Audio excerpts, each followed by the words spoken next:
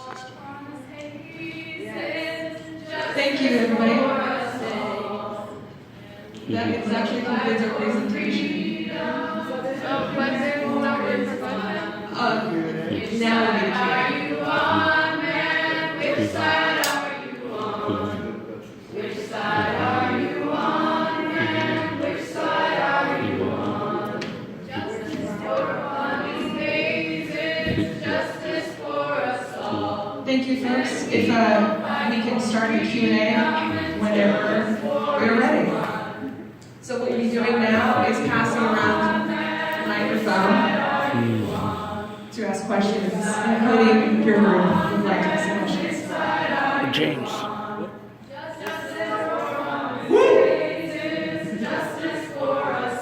All right, at this time I'll be taking some questions. Looks like we have a student with a question.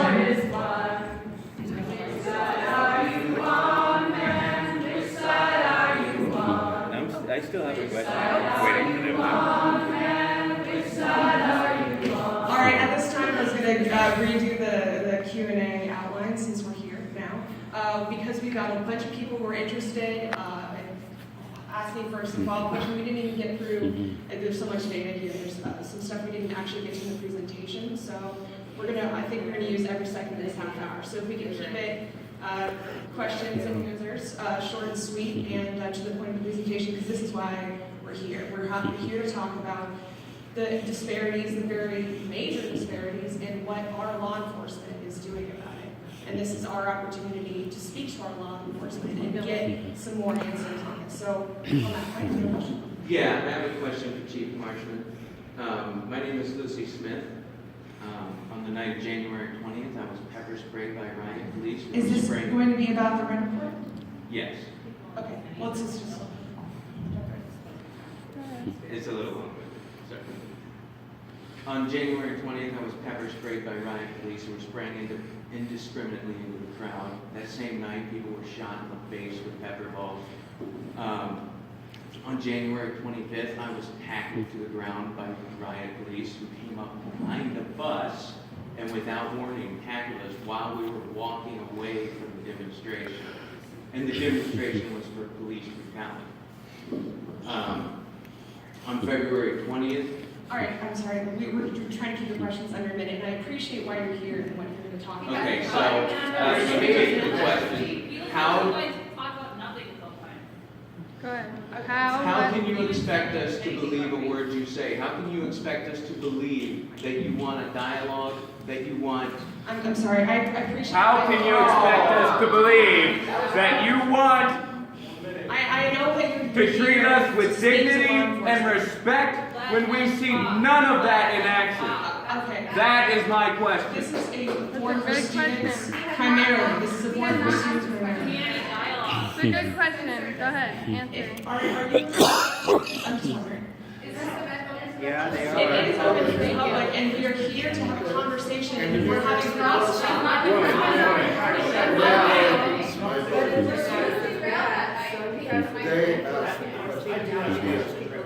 Okay, we're gonna just, what I'm looking for, just to hear from as many people as possible, is questions like, what are you doing about this sort of disparity? What do you, I don't agree with this sort of policy. Anecdotes, which I appreciate. Well, why is the police arresting people and DA filing bogus charges on protesters and cop watchers? So this is not a police brutality forum. I understand why you're here. These are issues that matter to me personally as a student, and that is why. A lot of this is police brutality. just killed a black man. All right. Do we have any students with any questions? Can I have some hands if you're a student with a question? But how do we believe any of this report? We can't believe the report. Third-party report. What's your question? Okay, so it sounds like what you guys are trying to do is honestly try and look at the numbers, and you're trying to like mitigate the impacts on like communities. But how does this go to the day-to-day interactions of police within those communities? Because it seems like you have a lot of people who are interacting with police on a day-to-day basis, and it's not a good interaction. And then it's translating this data downstream, and you're only trying to like cover up the data downstream and file it differently. by diverting these people into different programs. Yeah. Thank So you. how do you address that? How is this actually addressing the day-to-day interactions and racism within the department? It's not. Let them answer. I agree. So, good question, thank you. I'll be the first to admit that the history of policing in this country, many other countries, let's talk about this country, isn't good. I'm the first to admit this question today, first admit, but I'm happy to admit that the laws on the books back in the day, the police enforced those unjust laws. I'm not here to dispute that. Today, I think trust. collective bargaining I think trust back in the day was broken, and it takes a long time. You heard it. To answer your question about this, you're not going to build trust overnight. I think it's a What about the 17-year-old that was murdered So If we can by do this police? last time, just so we can get these answers. to do that, to answer your question, I think if we can help the community, those folks that we're talking about for this issue, get a version of drugs as an example we talked about here, I think that goes towards trust. That's not the only way to do it. There's multiple ways to do that. But in terms of answering your bigger trust questions, that's a multifaceted answer on procedural justice, police legitimacy issues that we are teaching our officers and our sheriffs, teaching the deputies on those interactions with the community. One of the many things we teach our new officers are the injustices and the laws and the redlining and the Vanport in the city of Portland. If they don't understand that, I think that's one of the many barriers to building trust. So it's a complex question. I think helping folks in this area is one minor myopic way to go back to hopefully building trust in the community. This isn't all of it by any stretch of imagination. I think it's really important. If I could also answer, I think it's a really good question that involves our policies and our tactics. So there's a lot of different ways to get criminal conduct that is concerning to community members, particularly low-level conduct. So you've seen and you've probably heard about stop and frisk methods in New York, which were very effective according to the New York police in dealing with some of the low-level offenses. They broke community trust by engaging in those types of tactics. What I believe is that they should have had a conversation with community members first and said, It's called a search warrant. here's your concerns, here's different ways of addressing them, and find the support in the community for tactics and policies that actually work without causing disparities in the system. So when you hear, for example, community members want to have conversations about, let's say, low-level behavior around street drinking and how that might impact their community. The police have a range of options. The community should be engaged in that conversation with officers about how they're going to deal with that. So that whatever tactics and policies the police employ, they represent the desires of the community. All right, let's have another question from the student. Ms. Marcy. What's that? My question is for the district attorney, Michael. I'm a student here at Lewis and Clark. And my question is about holding the police department accountable, specifically with regard to prosecutions. Now, I know that settlements can be an important tool in justice, and that not everything needs to be brought to a trial. But my question is specifically, when was the last time that a police officer was brought to trial because of any sort of brutality or violence against a minority, and can you tell us about that? Thank you. So it was a small handful of years that an officer used deadly physical force, as it turns out, and shot an individual. I don't remember exactly where it was, but it was in the downtown core area, close to the Willamette River. He believed that, I believe in his mind, he believed he was using non-lethal force, and it wasn't. He was using live lethal force, and shot an individual with a firearm, resulting in serious physical injury. That officer was indicted, was pending trial, and during the pendency of that trial committed suicide. I'm, for some reason, I'm blanking on his name.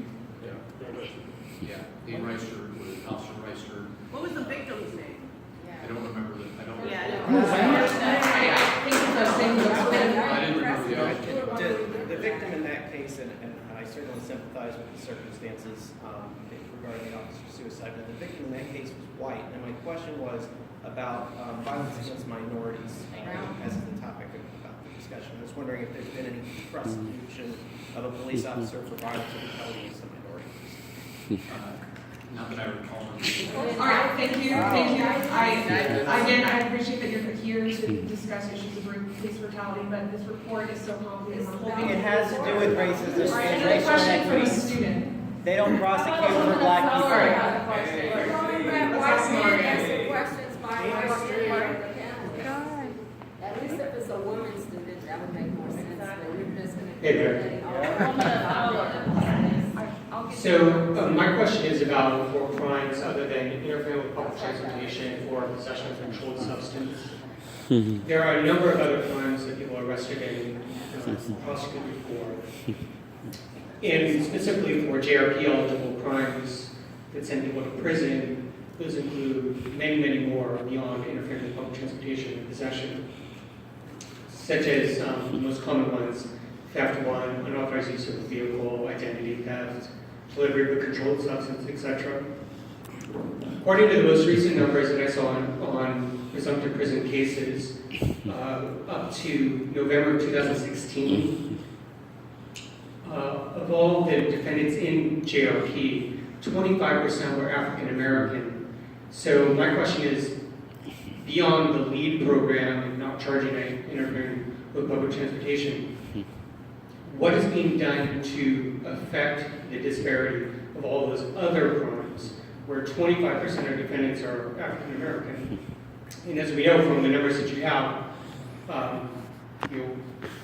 the 4.2 RRI on initial intake means that a person of color is more than 4 times likely to be arrested. So what about the average defendant who's stopped for theft one or delivery or something like that?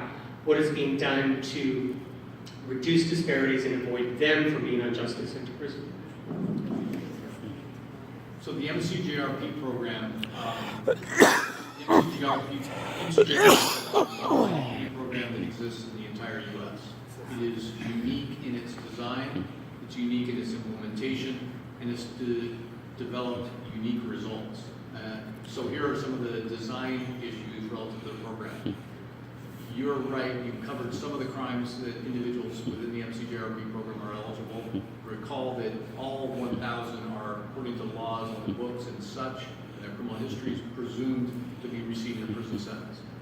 45% prior to MCJRP placed on probation, between 70 and 75% now placed on probation. Crimes include, in addition to what you talked about, burglary in the first degree, Tier 2 ballot measure 11s. So not without controversy, frankly, I'll add, that this jurisdiction decided to move in that direction and include into that program robbery in the second degree, assault in the second degree, kidnapping in the second degree, Tier 2 ballot measure 11 offenses, and some others.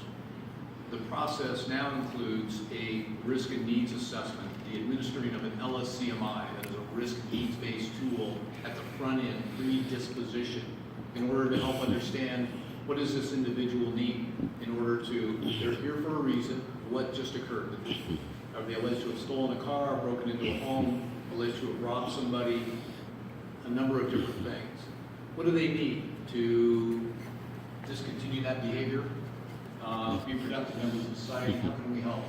So we're administering this LSCMI tool to understand better. We're asking DCJ, Department of Community Justice, to tease out the answers to that. Of course, they've got defense counsel to work with them to do deeper dives as it relates to issues that sometimes overlay with addiction-related matters, homelessness, coming from abusive relationships or homes in the past, any number of different things that can overlay someone that's charged. Doing that is both, as I think I touched on, reduce the aggregate number of individuals in a calendar year by between 200 and 250, bringing also down the RRI rate that appears in the most recent 2016 data. By doing that deeper dive, by having it as part of the front part of our brain to want to work better in this area of reducing racial and ethnic disparities by working very hard to understand how we can help somebody stay in the community instead of using prison bed in order to affect conduct change. One of the big people in that program and here people have perceived we are reducing the racial and ethnic disparities as a result. That 1.6 overall going to prison, as you see now, has been reduced in 2016 to very close to 1.06. Those are people in our community that are oftentimes our neighbors, family and friends, and that's the data I know. This was designed to be an analysis of the MacArthur report, which is a data-based report. So I know we're talking oftentimes, I find myself echoing kind of raw data, but the real truth of the matter is these are real people. And as we talk about these numbers, 500, 1,000, and such, when we put these together, we haven't covered all, but in the last 12 months, we've adopted policies and procedures that are impacting between 3,000 and 4,000 people are going to have a different experience in the criminal justice system than they did in 2014 before the track. I think one of the issues that really